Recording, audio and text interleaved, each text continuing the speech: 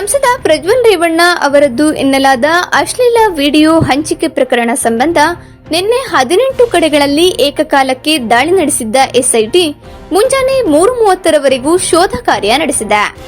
ಮಾಜಿ ಶಾಸಕ Preetham Gowda ಆಪ್ತರಾದ quality bar ಶರತ್, Puneeth, HP Kiran, Congress ಕಾರ್ಯಕರ್ತರಾದ Puttaraju, Naveen Gowda, Prajwal Revanna ಮಾಜಿ ಕಾರು ಚಾಲಕ ಕಾರ್ತಿಕ್, ಶಶಿ, ಚೇತನ್ ಗೌಡ ನಿವಾಸದ ಮೇಲೂ ಎಸ್ಐಟಿ ತಂಡಗಳು ಪ್ರತ್ಯೇಕವಾಗಿ ದಾಳಿ ನಡೆಸಿದ್ವು.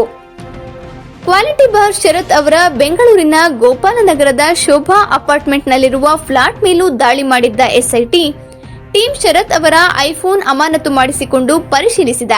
ಆದರೆ ಅವರ ಮನೆಯಲ್ಲಿ ಕೇಸಿಗೆ ಉಪಯುಕ್ತ ಮಾಹಿತಿ, ಎಲೆಕ್ಟ್ರಾನಿಕ್ ವಸ್ತುಗಳು ದೊರೆತಿಲ್ಲ ಎಂದು ಎಸ್ಐಟಿ ಶೋಧನಾ ಪಂಚನಾಮೆಯಲ್ಲಿ ಹೇಳಿದೆ. ಹಾಗೆಯೇ ಬಿಜೆಪಿ ಮುಖಂಡ ಹಾಗೂ ಉದ್ಯಮಿ ಮನೆಯಲ್ಲಿಯೂ ಪರಿಶೀಲಿಸಲಾಯಿತು. ಇಲ್ಲಿಯೂ ಯಾವುದೇ ರೀತಿಯ ಸಾಕ್ಷ್ಯಗಳು ಸಿಗದೆ ಬರಿಗೈಲಿ ಹಿಂತಿರುಗಿದ್ದಾರೆ. ವಿವಿಧೆಡೆಯ ದಾಳಿಗಳಿಂದ ಎಸ್ಐಟಿ ತಂಡಗಳು ಕೆಲವೇ ದಾಖಲೆಗಳನ್ನು ವಶಪಡಿಸಿಕೊಂಡು ಹೊರಟಿವೆ.